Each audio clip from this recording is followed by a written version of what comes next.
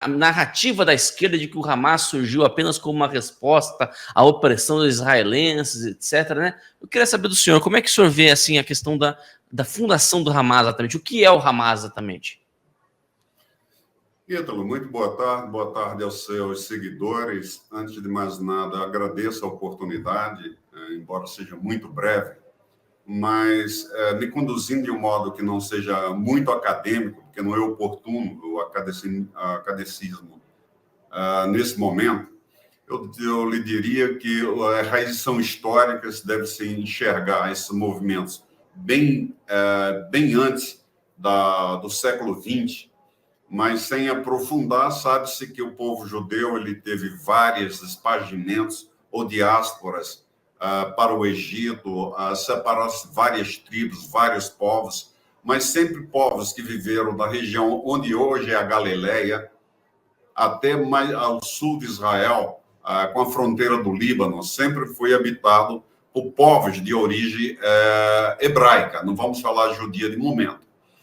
Ocorre que a evolução da situação no Oriente Médio, inclusive com a formação inicial de outros grupos, como o Setembro Negro, que foi a partir da expulsão de alguns refugiados e a formação de refugiados na Jordânia, existe formação de representação desses povos que têm limitação territorial dada ou historicamente ou no caso específico de Israel. É conhecida a partilha da antiga Palestina, que esse nome Palestina é um termo inventado especificamente pelos mandatários britânicos.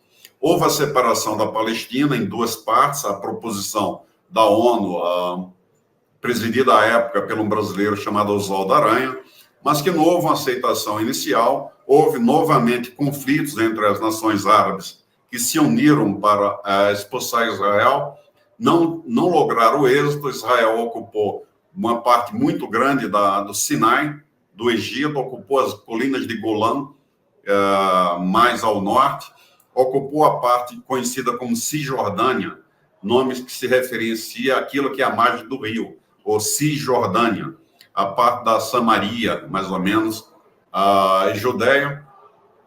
E havia uma pequena parte que, após essa separação, foi denominada Gaza Strip, ou a faixa de Gaza.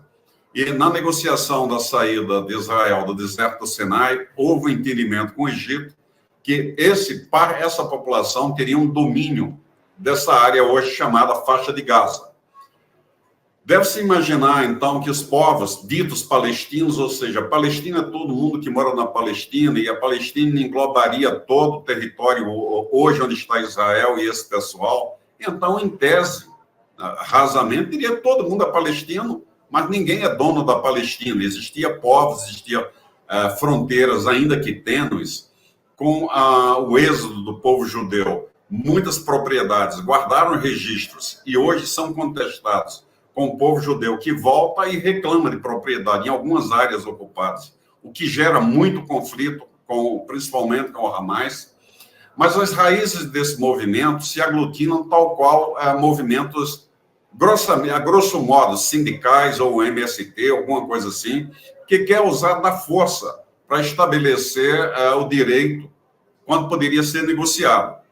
O que tem que se falar, basicamente, que é a raiz do Hezbollah, não é Hezbollah, é Hezbollah. Riz de raiz, Allah, que é Deus. Então, o Partido de Deus, o Hezbollah, ele tem uma história muito parecida com o Hamas. Mais ou menos, os dois têm berço com a Irmandade Árabe, nas quais eles se dividiram, estabeleceram inicialmente o Hezbollah com uma carta específica de fundação, onde prega a extinção do Estado de Israel e a retomada dos territórios que eles dizem ocupados. Igualmente, em 1987, o Hamas foi fundado com as mesmas bases, seriam bases inicialmente de assistencialista, tipo nós temos aqui a Legião da Boa Vontade, onde seria atendido, por exemplo, a questão de desemprego, a questão de assistência social e alguns detalhamentos, mas de ordem de atendimento social. Essa era a proposta inicial, Entretanto, o movimento tomou uma matiz política e, naturalmente, em todos os movimentos, como partidos políticos, como em favelas e outro canto qualquer, sempre aparecem grupos que se interessam em dominar e dele tirar todo o proveito possível. Então, o Hamas teve início em 1987, houve uma carta de princípios que apregoa a extinção do Estado de Israel e se fez, então, a parte dessa parte assistencialista, que ainda persiste de algum modo por lá, a grupos armados para que intentasse a defesa do povo e a retomada dos territórios ditos ocupados. Então, lhe diria inicialmente isso, Hezbollah e Hamas são grupos nascidos através da Irmandade, basicamente, e os dois têm uma diferença enorme. Hezbollah é de origem xiita e a parte do Hamas é mais sunita. Daí a razão na maior proximidade dele com o Irã, que igualmente etnia são equivalentes. O Irã tem hoje um grande interesse, um grande domínio, atua na Síria, no Líbano, em Israel, nas fronteiras de Israel, mas por procuração. O Hamas, o Hezbollah, recebe recursos vultosos e empenham pessoal, mesmo com prejuízo dos habitantes e da massa especificamente, mas mantém uma luta política que poderia ser decidida, isso sim, em negociações. Eu gostaria de, não sei se é satisfatória a abordagem, mas tentei fazer um resumo muito rápido. Não? Perfeito, perfeito. Bom, o senhor citou aí, né? Já citou um ponto que eu queria destacar aqui, né? Primeiro que o Hezbollah, né? Como o senhor está dizendo aí, né? Eu não sabia dessa pronúncia, eu achava que era Hezbollah mesmo, né? Ele recebe apoio explícito do Irã, né? O senhor mencionou aí, né? O Hezbollah, ele é xiita e o Irã também, né? É um polo aí do xiismo, né? A ala étnica do Irã é sunita. Não sunita? É xiita, é contrário. Ah, tá, perdão. Então, Alauítas se dividem na Arábia Saudita ou do Irã, são ramos muito parecidos. Daí a afinidade também da Arábia Saudita com o Irã. Perfeito. Bom, mas o ponto é o seguinte, a presença ali, né, como esses grupos, né, o Hamas e o Hezbollah, tanto um quanto o outro, são muito utilizados por potências estrangeiras como guerra para efetuar guerra por procuração contra o Israel, né? Se eu estou entendendo bem, o senhor disse, né, algo nesse sentido, né? Existe aí, eu queria que o senhor abordasse um pouco mais sobre esse assunto, né? Sobre como outras potências, outros grupos, né, outros países usam esses partidos, usam esses grupos aí para atuar contra Israel, né? Então, assim, o que eles têm a ganhar com isso? Qual que é o, digamos assim, em termos o interesse geopolítico. Né? O interesse geopolítico, o endgame, né? Para dizer em inglês, né? Né? Qual que é o endgame, assim? Qual que é o objetivo, no final das contas, do Irã e de outros países, né? Eu queria que se houver outros, né? Que o senhor citasse os outros, né? De usarem esses grupos como né? Grupos de procuração, né? Guerreiros de procuração contra Israel. Qual que é o interesse disso tudo? Ok.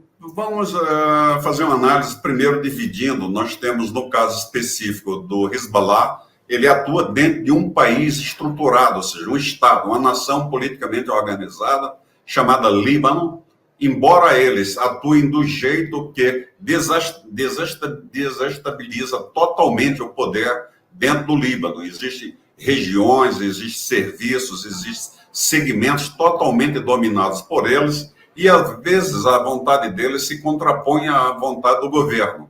Ou seja, não existe um governo forte no Líbano desde a guerra de 1973 para cá. Já não existe mais grupos que se possam dizer com domínio absoluto do Líbano. No caso específico do Hezbollah e do Hamas, o que tem em comum é o dinheiro iraniano. Agora, no 22º Congresso Internacional de Contra-Terrorismo, que se realizou, e eu retornei agora no último fim de semana, em Israel, na Universidade Heichmann, a Universidade Reichmann abriga o Instituto Internacional de Contra-Terrorismo, que hoje, seguramente, é a maior sede de combate e a maior união de todas as nações do mundo, tanto para a educação quanto para a ação contra o terrorismo generalizado. Até mesmo porque aqui no Ocidente não se tem uma definição correta, única, de o que é terrorismo. Muita gente confunde bombardear uma ponte, uma torre de energia elétrica como um ato de terrorismo, quando isso é apenas um ataque, uma sabotagem, uma infraestrutura. As premissas para o terrorismo, especificamente praticado pelo Hamas e pelo Hezbollah, podemos estender um pouquinho mais à frente, mas a semelhança entre os dois se diferencia apenas, de início, com essa questão, que o Hezbollah está numa área, num país, num estado, que tem, vamos dizer que tem a permissão, mas tolera pela força que o Hezbollah tem dentro do Líbano. E quanto ao Hamas, não, ele não tem um país politicamente organizado, ele está dentro de uma área chamada Faixa de Gaza, onde não tem um Estado politicamente organizado. Se tentou fazer a autoridade palestina, mas eles ignoram a autoridade palestina, e tal qual o antigo grupo Fatah, eles efetivamente são a força maior da região e determinam os rumos, sem que com isso tenha um Estado que possa se contrapor a isso. Existe um reconhecimento parcial mundial da autoridade palestina, mas que também não trouxe grandes avanços, mas a semelhança deles é que ambos são financiados pelo governo iraniano de um modo muito generoso. Isso diminuiu um pouco com o embargo americano, alguns recursos do Irã, onde algumas dificuldades foram geradas para a manutenção normal dos programas nucleares e outros programas e economia interna do Irã. Essa quantidade de recursos diminuiu um pouco, mas se vê grandes somas, grandes investimentos em grupos pró-iranianos, atuantes na Síria e no Líbano. A atuação do Hezbollah no Líbano é muito diferenciada da atuação do Hamas. No Líbano, basicamente, na região da Galileia e região das colinas de Golã, é uma região muito bem definida por Israel, foi tomada na guerra de 6 dias e reassignada na guerra de Yom Kippur.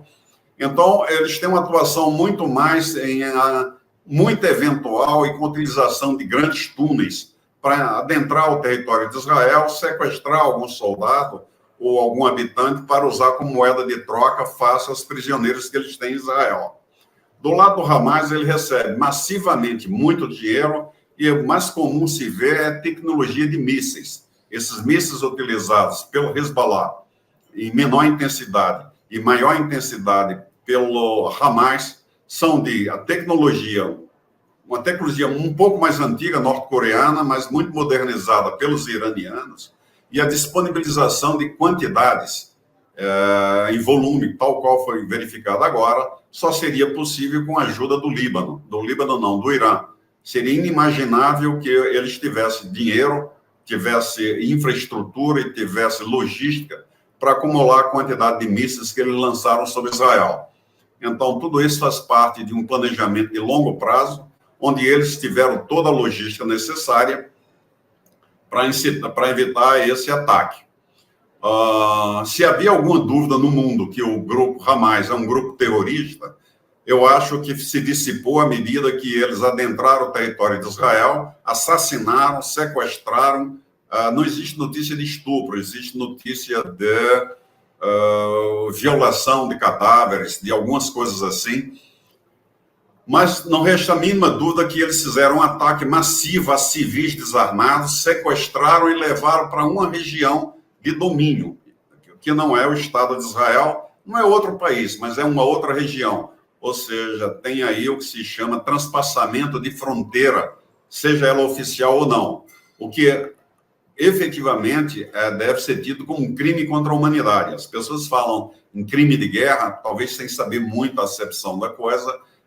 Crimes de guerra são praticados por Estado, indivíduo ou Estado, politicamente organizado. Não é o caso, então, do Hamas. Não sei se me estendi muito, mas ideologicamente eles têm apenas uma orientação fundamentalista diferenciada entre o xiita e o sunita, mas são seculistas, são fundamentalistas, e a ideia de todos é fazer efetivamente um Estado fundamentalista. Daí a ligação que se tem, muito parecida, com o Daesh, o ISIS, que também era financiado pelo Irã. Não sei se perdi a condução. Não, perfeito, não, perfeito. Era isso mesmo, que eu queria entender exatamente essa diferenciação, né, entre o Hamas e o Hezbollah, e qual que era o objetivo do final das contas dos dois, né?